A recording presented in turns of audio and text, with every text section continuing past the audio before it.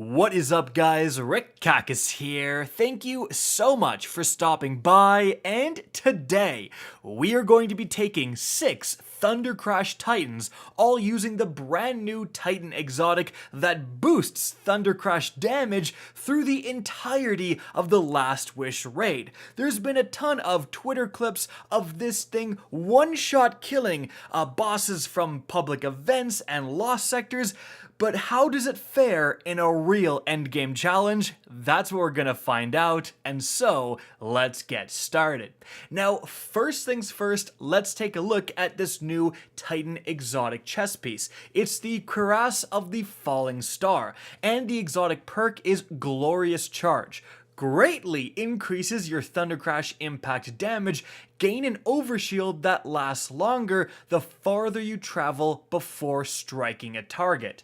Now, as for that boost to damage, in terms of my calculations when I use it, it was approximately a 75% boost, and that's pretty darn substantial. That's nearly doubling your Thundercrash damage. However, that's not all, because we're actually pairing it with a new seasonal exotic called Volatile Conduction, which says grants bonus arc super damage if cast while critically wounded, lasts until the end of the super activation, which is why you're gonna see us use the Mountaintop Grenade Launcher.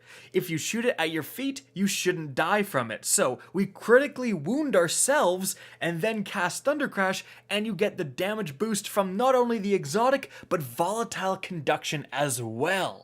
So, what does all of that craziness combine into for the first encounter of Last Wish against Kalli? Well, as you can see here, we're kind of just going one at a time, testing it out.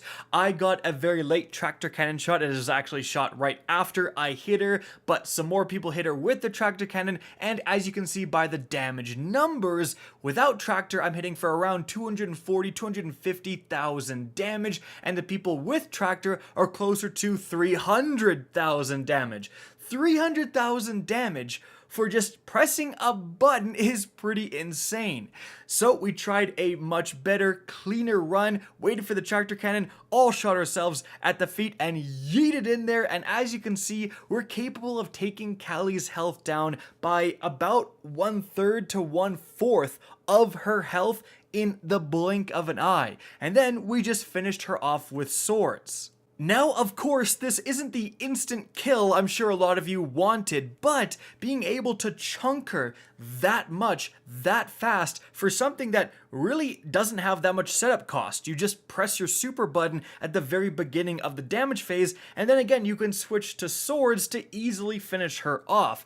This could be a legitimate strategy. Why not have a massive chunk of her health gone before you start the swords, you know what I'm saying? But moving on from there, let's see how this thing performs in the second encounter against Shuro Chi.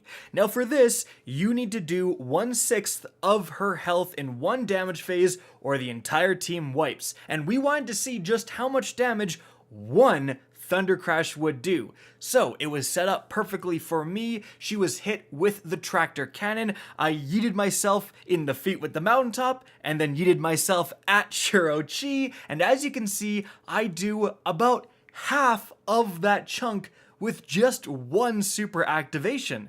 So of course we timed it out and said, well, every single damage phase, 2 of us just Thundercrash her, and that should be approximately exactly what we need to kill her. And as you can see from the background gameplay, that plan worked out pretty perfectly. Like 2 Thundercrashes would basically almost kill her every single time, and then we would just go in and a couple of sword swings later, she was at the damage threshold, and we'd just go to the next phase. And Thundercrash, especially with all of the orb production from Masterwork weapons and so on, there was always 2 people who did have their Thundercrash available for damaging Shuro Chi, and that makes this encounter just end super fast. Like, it's not that difficult to kill her just with swords, but it's a lot more fun to Thundercrash her in the face. And in fact, for the very last phase, we just said, hey, everyone who has Thundercrash up, use it at the same time. And as you can see, it turned out to be a lot of us, and we just instantly destroyed her in a fraction of a second. But moving on from there, we have the third encounter against Morgeth, and the best part about Morgeth is that it's pretty easy to hit with the Thundercrash. Like, you're gonna do more damage for a direct impact, but I mean, Shuro Chi and Kalli, they are pretty darn skinny, so we were worried that one of us would accidentally yeet ourselves off the map, but Morgeth, there was no such concerns. So, what can this thing do against Morgeth? Well, again, we set it up, yeeted on in there, and as you can see, oh, we were so close to getting that instant Morgeth melt. Now, it turns out apparently some of us weren't able to activate volatile conduction. I think some people were already wounded and couldn't mountaintop themselves further, or they would have just died. So potentially, if everyone gets volatile off, you could maybe one-shot kill him. But remember, that is a temporary seasonal artifact. So once that goes away, the damage is definitely not going to be as significant as you're seeing in this clip. However, again, it's still very significant. Like, we nearly got the one phase, and then we just easily finish him off with swords. And I think that play pattern is becoming less of a meme and more of a legitimate strategy. Like, why wouldn't you just take a massive chunk off of a boss? You literally move yourself right next to the boss with Thundercrash, and then you're in the perfect position to start sorting that boss. This really could become a thing. However, it is time to move on from there to the fourth encounter, and this is an interesting one. This is the Vault encounter, and there's no big bad boss here. Rather, there's just a bunch of adds, and then there are the kind of mini boss knights that you have to kill before they wipe your team. And against those knights, Thundercrash is a one-hit kill. Now, apparently it's a one-hit kill without the chest piece, but why not guarantee it? Why not get that overkill with that thing, you know what I'm saying? And plus, the overshield can be nice at times as well, in case you are in danger or there's more adds around you. But yeah, Thunder crashing these knights is fun and pretty darn effective, especially because when you kill the knights with Thunder Crash, you produce like a guaranteed 3 orbs, like just from that, and then if you kill any other red bars nearby, it's even more orbs. So if everyone's using Thunder Crash, it's actually pretty easy to get your super back, you know, quite a few times within this encounter. But moving on from there, we have the big daddy of damage phases against Riven. And obviously, we going for that cheese. So, can you one-hit kill Riven with 6 Thundercrash Titans with the new damage boosting exotic and the damage boosting seasonal mod? Well, we definitely tried, everyone took off, and as you can see, oh my goodness, her health actually gets chunked. We were so close to that one-hit kill. Honestly, like with a 7th person, I think it would have been perfect, but obviously that's not possible. So unfortunately, no, we weren't able to instantly melt Riven. However, just like I was saying with previous bosses, we looked at her health and said, wait, we've wasted 5 seconds doing the whole Thundercrash thing? We still have the rest of the damage phase, and Riven has 80% of her health missing. So we just walked over to her foot and easily finished her off.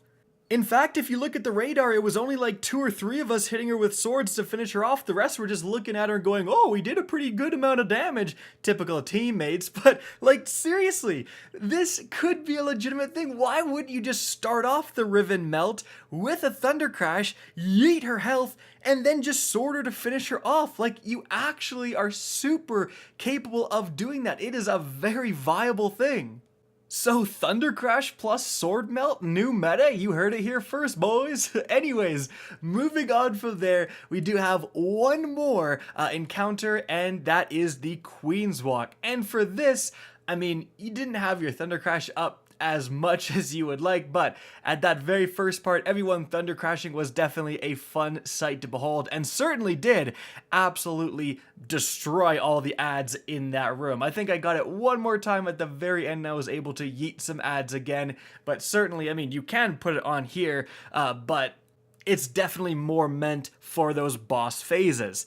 And so, at the end of the day, the Thunder Crash on steroids against Last Wish, Well, it wasn't able to like instantly melt bosses, which is certainly, unfortunate and would have made for some pretty amazing things. But at the same time, looking at how much you chunk bosses' health in such little time with not much setup, this could become a real thing in terms of really dramatically increasing your damage, especially if you are planning to sword that boss anyways. Why don't you Thundercrash into sword position? So that's something that you should definitely keep in mind, and I think it's absolutely worth farming this brand new Titan exotic when chests become a reward from the Legend or Master solo lost sectors. And so guys, that is it for the video. Hope you enjoyed, found this interesting, and if you did, please remember to help me out by simply rating and especially sharing this video. If you guys want to see more Destiny 2 content similar to this,